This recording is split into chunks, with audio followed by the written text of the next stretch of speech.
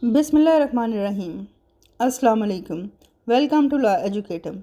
This is Biology 9, chapter number 2, Solving a Biological Problem. Question number 4. How a biological problem is solved, explain with the reference to malaria. Or how biological method proved that malaria is caused by Plasmodium. Study of malaria, an example of biological method. By using biological method, it is proved that malaria is caused by Plasmodium. First one is identification of problem. Malaria is a very old problem and kill too many people. बहुत सा पुरानी बीमारी है malaria, और इसकी वजह से दुनिया में बहुत ज़्यादा लोग जो हैं उनकी डेथ्स हो चुकी हैं. तो जब मलेरिया दुनिया में बहुत ज़्यादा फैला हुआ था, तो उस टाइम साइंटिस्ट के जहन में ये बात आई कि ये एक इतनी बड़ी जो बायोलॉजिकल प्रॉब्लम है उसको सॉल्व किया जाए और इसका रीज़न पता चलाया जाए कि ये किस वजह से होता है. Observations. By that time there were 4 major observations about malaria. उस टाइम तक मलेरिया के बारे में 4 मेन ऑब्जर्वेशंस थी. Number 1, malaria and marshy areas have some relation. Marshy areas वो एरियाज़ होते हैं जहाँ पे काफ़ी अरसे तक पानी खड़ा रहे, बारिश का पानी खड़ा रहे, दलदली इलाका बन जाए. पानी खड़ा रहे तो आपको पता है कि उधर बहुत ज़्यादा मच्छर पैदा हो जाते हैं. तो पहली ऑब्जर्वेशन ये थी कि मलेरिया और मार्शी एरियाज़ का आपस में कोई ना कोई ताल्लुक़ ज़रूर है, क्योंकि मलेरिया ज़्यादातर उन लोगों को होता था जो मार्शी एरियाज़ के करीब रहते थे. Quinine is an effective drug for treating malaria. Second observation ये थी कि मलेरिया को ट्रीट करने के लिए क्विनीन जो है वो एक बहुत इफ़ेक्टिव ड्रग थी, कि क्विनीन इस्तेमाल करने से मलेरियल पेशेंट को आराम आता था. Number 3, drinking the water of marches does not cause malaria. Marshy areas का जो पानी है, मार्शेस का पानी पीने से मलेरिया नहीं होता था. Number 4, Plasmodium is seen in the blood of malarial patient.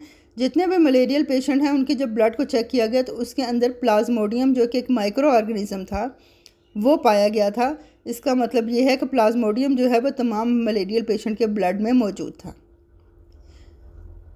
Next step is hypothesis. The hypothesis made in this case was, ये अब जो ऑब्जर्वेशंस थी उसकी बेस पे जो हाइपोथेसिस बनाएगी वो थी Plasmodium is the cause of malaria. अब इस पर नेक्स्ट स्टेप डिडक्शन था. अब इसमें से एक डिडक्शन जो बनाएगी वो ये थी, if plasmodium is the cause of malaria then all persons ill with malaria should have plasmodium in their blood. Deduction ये है कि अगर प्लाज्मोडियम की वजह से मलेरिया हो रहा है तो तमाम लोग जिन्हें मलेरिया है उनके ब्लड में प्लाज्मोडियम मौजूद होना चाहिए. नेक्स्ट स्टेप आया experiment. Blood of 100 malarial patient was examined under microscope. For a control group, the blood of 100 healthy person was also examined under microscope. अब एक्सपेरिमेंट में उन्होंने ये किया कि 100 लोगों का खून जो है वो 100 मलेरियल पेशेंट का खून जो है वो चेक किया गया. इसी तरह से उन्होंने एक कंट्रोल ग्रुप के तौर पे, कंट्रोल ग्रुप का मतलब ये होता है कि वो ग्रुप जिसको उनके तमाम चीज़ें उन्होंने अपने कंट्रोल में रखी होती हैं, और वो चेक करने के लिए कि एक्सपेरिमेंट में क्या चेंजेस आती हैं वो चेक करने के लिए एक कंट्रोल ग्रुप जो है वो भी बनाया जाता है. तो कंट्रोल ग्रुप में उन्होंने 100 हेल्दी पर्सन्स लिए और उनके ब्लड को भी माइक्रोस्कोप के नीचे चेक किया. Result. The result shows that almost all malarial patient had Plasmodium in their blood, while 7 out of 100 healthy persons also had plasmodium in their blood. Other 93 healthy persons were without plasmodium. 7 healthy persons who have plasmodium in their blood, plasmodium was in incubation period. The incubation period is the time between the entry of parasite in the host and appearance of symptoms. The result proved that the hypothesis was true.